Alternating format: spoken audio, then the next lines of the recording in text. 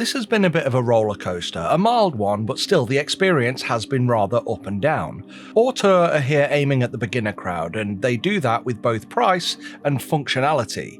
Usability though, well, as a beginner myself, I wouldn't call this beginner friendly. It's certainly better than some I've tested, but alright, let's just get into it. Hi, I'm Ross and this is Firehammer Videos.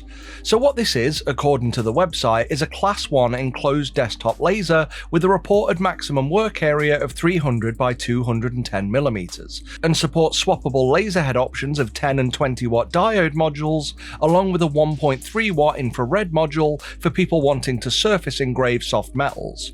So, based on other machines I've seen, at the price they want for it, even though it's on the smaller side of top-down laser machines, at this price, for the beginner, sounds almost too good to be true. Well, for the beginner, it is.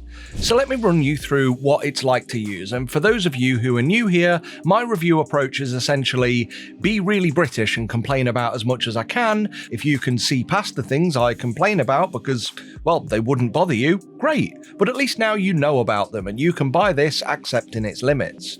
So basically this video could be called Everything Wrong with the Ortur R2, but despite my obvious love of clickbait, even I find that a little cliche. And yes, there are good things to say about it too. So, I'll be honest up front, my first impressions were solid. Attractive packaging shows at least a modicum of care being put into the product.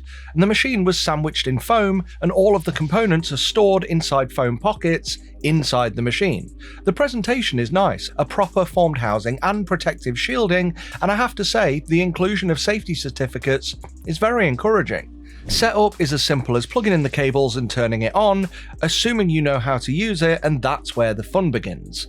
Let's look at the port placement. Everything is on the back. Power socket, 2 USB-C ports, a port for the microSD card, there's also an extra socket for a rotary tool, but that's an optional add-on. You can also remove the base of this machine specifically for that accessory too, but removing it can be tricky to do because the laser gets in the way and you can't move this up and out of the way easily for reasons I'll come on to. Now there are two functional buttons on the top. At the back right, there's the power button and emergency stop. Now the power button needs to be held a few seconds to turn it on or off, and a series of sequential presses puts the machine into various Wi-Fi pairing modes. What I really love is the flip-up screen of the unit. This lets you control a few basic settings such as positioning, homing, and connecting to Wi-Fi. Now I have to point out that the translations are bad to the point of hilarious, where a simple OK button instead says, "I already know," and I can only read this in a tone more sarcastic than my preteen daughter. Obviously, we all know a better translation for this on-screen button would have been, "Am I bothered?" or something like that. Anyway, inside we've got a work area with a minimum of 210 by 300mm, which is on the slightly smaller side of similar laser machines, and I say minimum because, well, we'll get onto that in usability. Now, for the laser module itself, you've got the option of a 10 or 20 watt diode laser or an optional 1.3 infrared laser, and if you don't know which one to get, we're not going to cover it here. Have a look online for what different types of laser engrave what materials. Generally, wood, cardboard, paper, the basic stuff, diode, metals, anything like that, infrared. There are others, it's a minefield.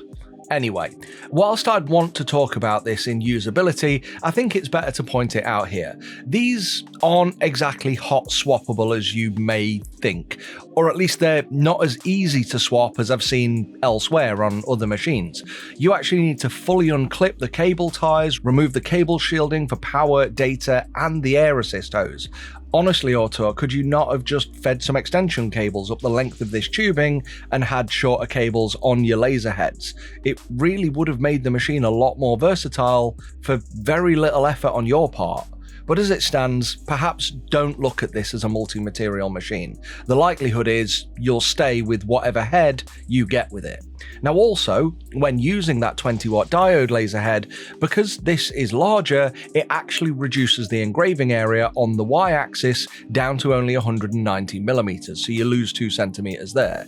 And there's also an internal bumper inside at the front left corner, which you actually need to adjust so that the limit switch understands roughly where the the home position is, and that's to avoid pushing the laser unit into the front frame of the machine.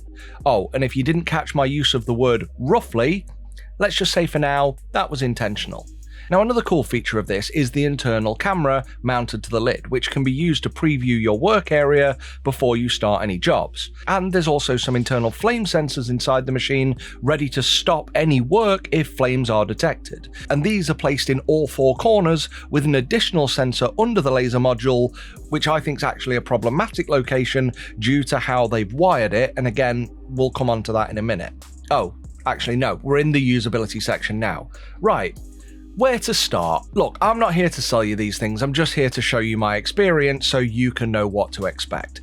Now, as I said, this is about nitpicking, setting your expectations by outlining the things you might find annoying when actually using the machine versus what the marketing tells you. But remember, this is a budget machine. So okay, I'm just going to do it in the order I noticed stuff and made my notes. So this might jump around a little. Let's start with air assist. You get a separate compressor with this. The first annoyance is that this has its own power plug and no power switch. Plugged in means switched on and running, compressing and vibrating, being noisy. It's not controlled by the machine, it's not even really connected to the machine other than the air hose. When the plug is in the power, this is turned on. Something you'll manually need to plug and unplug before and after every job. The next issue I found with this is these pneumatic couplers they give you for the hoses. Now these are fantastic on 3D printers if you're using hard PTFE hoses because they're firm. These are absolutely terrible for rubber hoses because the hoses pull out so easily, and even when they're in, due to how flexible they are, air escapes far too easily too. And as for adjusting the power of this air assist, again, it's not controlled by the machine, there's a cheap little clamp that compresses the hose a little. The next issue on my list was connectivity. Now, I have to applaud them for this, being one of the few lasers I've tested that actually has Wi-Fi that connects to your network rather than just being stuck in peer-to-peer only. However, it only supports 2.4 GHz, which is fine on its own, but the adapter actually struggles with dual-band Wi-Fi routers and flat out refused to connect to mine until I split the 2.4 and 5 GHz networks apart. That's the kind of nonsense we really shouldn't be dealing with in 2025. In fact, that should have ended around the time AOL stopped yelling "You've got mail" at us. But honestly, you don't need to worry about this because even with Wi-Fi working, you won't want to use it anyway, because the phone app is the only way to really connect to it via Wi-Fi, and it's not great, and I couldn't figure out how to connect to it in LightBurn using Wi-Fi. So yeah, so using the phone app, you've got to calibrate it so that you can get this camera working. Now, they do give you a calibration card and the app will walk you through this. Then it'll calibrate the distortion by engraving 4 dots on the back of the same calibration board. It'll then auto-detect these dots and set up the camera, which I did. But on my first use with this, just trying to engrave an X to check alignment, I noticed in the camera preview, the whole board was actually shifted to the right of where I expected the camera to shoot the image. I then tried to engrave said X on the top left corner of this board, only for the machine to start the job and engrave it in the bottom left of the board, well, half on the board, half off the board. Now, coupled with the poor translations and the amount of disconnect errors and other weird errors I was getting, I genuinely gave up on this and contacted Ortur for support, and the response I got was they're sorry for the iOS app and they're working on updates regularly. Yeah. So I gave up on that and went straight to LightBurn. Ortur do not have their own desktop app, so if you're looking at this machine, I think just assume you'll also be needing LightBurn, so factor that into your costs. Now, LightBurn very much has its own learning to do. It's not hard, but it's not provided by the brand either. They pretty much say connect it to LightBurn and then you're on your own. Now, in fairness, they do have video guides showing you how to get it set up, but they also don't have the best settings, and the recommended power they give you for the preview laser being used for framing, it's actually far too powerful what they tell you to set it at, and it'll actually engrave materials when it should just be previewing the work area. I actually had a much better time setting this up by watching a review video of the R2 from the channel Casual DIY, so I'll put a link to him in the description. Another annoyance I found was that in order to use the camera in LightBurn, this actually has its own USB connection. So those two USB-C ports on the back, one is for the laser machine itself, another is for the camera. Now again, I struggled here because my computer is some distance away from the workbench, so I had to use an active powered USB extender along with a USB hub, and to top it off, one of the supplied USB cables that I got with the machine was actually faulty, and that was easily sorted with a replacement once I figured out that I'd received a faulty USB cable, which never happens. But yeah, two USB cables to connect this to your computer when most brands would use one. It is annoying. Camera calibration in LightBurn can also be a chore, and as I've shown on most lasers now, the accuracy of these is only really true directly below the camera, and even here it's only so-so. It's got limited resolution. The further you move out to the corners, or the more height you add from the height you calibrated it at, the more this will be inaccurate. It's a guide at best, but at least it has it. But even when set up, I once again noticed that everything was shifted to the right of where it was taking a capture. And here's the thing that I think is the most daft thing about this machine, and I had to contact their support for this. You see those marks on the base of the machine? This is a space of 300 by 210 millimeters, the exact engraving area of the machine. But when I was starting a job in the bottom left corner, the machine would engrave outside of these marks. So when I contacted Ortur for support, they told me that the internal marks are for where we place the calibration card only for configuring the phone app, not to mark the cutting area. Right, that makes sense. Why couldn't they be the same? Anyway, I ended up just engraving the perimeter of the cutting area into the base of the machine myself. But if they're going to put 4 marks of the exact size of the cutting area in the machine, it does seem daft that they don't put the 4 mark. I'm not the only one thinking this, right? Yeah, we'll move on. Laser focusing. Both of the diode lasers have a guide in the front corner which drops down when you loosen the bolt for it. The IR laser doesn't have this, and you have to put a little wedge under the corner. Once you've got it at the right height, so this thing's touching the material, you use a secondary bolt to actually hold the laser in place. Now, one thing I need to mention is the way Ortur have connected the cables. There's this thin cable going from the main harness. It actually goes behind the laser, in between the laser and its mounting plate, and that goes into the flame sensor that's built onto that same mechanism. The issue with this is that it's not only awkward to connect and disconnect when swapping the laser, but it puts a hell of a lot of tension on this cable when trying to raise the laser head, and this genuinely limits the maximum height distance of the laser to the bottom of the machine, and it limits it to only a few centimeters. And then, when actually using the machine, I noticed the home position was sometimes quite inconsistent. After engraving a gaming star mandala pattern, I rehomed the laser and started a cut job on the exact perimeter of where the previous job was, only to find that it started this job a few millimeters up from where it should have. And subsequent tests of engraving a rectangle after homing showed that the position was inconsistent, which is unfortunate because one of the primary things a laser should be able to achieve is accurate pathing. I honestly think this issue is due to how fast the head moves sometimes to its home position, and sometimes bounces off when it hits the stopper, having travelled a decent distance. So I had to double home everything just to make sure I had a chance of it working. And whilst we're whinging, another thing that's going to affect the accuracy. These riser bars they give you. They are incredibly slidey against the base of the machine, and any jagged or fast movements or vibrations from the laser head can actually cause these to slide during operation. So in all honesty, a honeycomb plate would be an accessory that you'd want to buy to get the most out of this. Unfortunately though, Ortur doesn't seem to sell one for this machine, and 300 by 210 millimeters doesn't seem to be a standard size you can get elsewhere. Now 300 by 300 should fit, but I'm going to cover my arse here and re-emphasize the word should. I don't know, because I don't have one that small to try and wedge in here, I'm sorry. But coming on to some of the things I do like though, these are the safety features. It's advertised as a Class 1 device, which infers it's safe to use under normal operation, thanks to the enclosure and shielding. And getting the certificates is certainly encouraging, assuming we feel confident enough to trust them. However, the laser safety glasses they send you are cheap and uncertified, it seems. At least I'm inferring that from the fact that there's no standard markings on the lenses. So if you're new to lasers, they can be dangerous. I've got a separate video on laser safety, which I'd encourage you to check out before buying any laser machine. But coming back, the flame sensors. These are good and even paused jobs when it detected too much burning happening.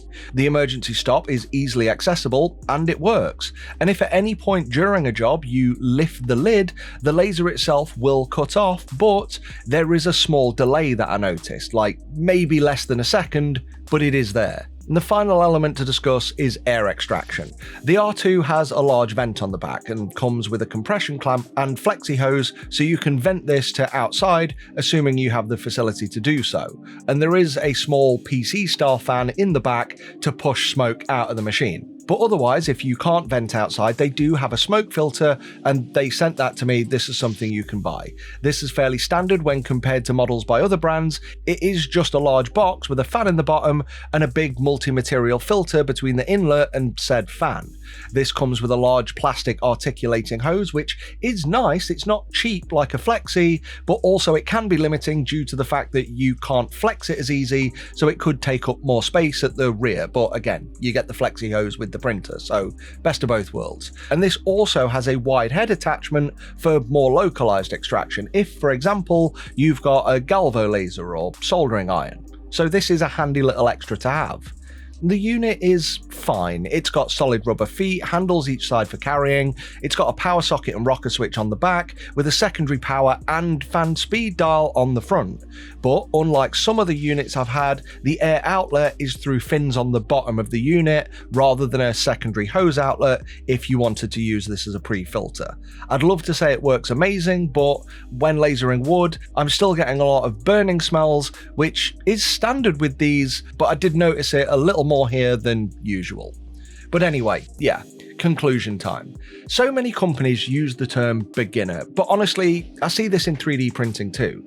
Beginner so often means nothing more than price, because very few of the way this has been designed make it really suited towards a beginner. I'm sure this is great for a beginner, if you already know what you're doing. And to be fair to it, it does work. The homing is an issue, but homing it 2 or 3 times before starting a job will help positioning. It's an annoyance, not a deal breaker. In order to make this great for a beginner, there are things you need to learn. This should be Ortur's job, they should be doing it, but creators like Casual DIY have done it much better. They've shown people how to get it set up, and they've shown several important steps that Ortur have missed. And then you've got the software. The phone app isn't great, and on iOS especially, it's pretty awful. It's awful. So that's not beginner friendly either, unless you want to do very, very, very basic things and get angry at it. Now, Ortur do a good job of providing a large sheet of base settings for both Laser GRBL and LightBurn, but I still don't understand why any brands aren't at least making the profiles importable to those applications so we can just load them in and have our starting points right there. It's only an afternoon's job for one person at Ortur that would help the entire beginner customer base interested in their machines. But overall, I've got to look at this. For the price, against other machines, its features are very much on the budget end of lasers. The build quality is decent, but is also filled with so much of the same elements that we see from so many Eastern products. This is kind of where 3D printers were 5 years ago. Unfortunately, this exists in a world where some laser brands are on par with or exceed the usability of 3D printers now. But unfortunately, those lasers are 5 to 6 times the price of this one.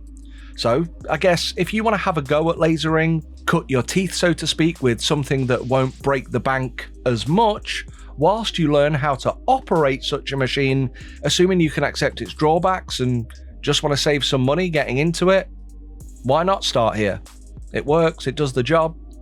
Anyway, I want to say thanks for watching, with a huge thanks going to our members who are on screen now. If you do consider picking up one of these, please consider using my affiliate links in the description before you buy. That will net me a commission at no cost to you, and that is how I can afford to run the channel. Members get early access, Discord roles, their name in lights here, and exclusive videos. Until next time, R2, you know better than to trust a strange computer. Fohammer out.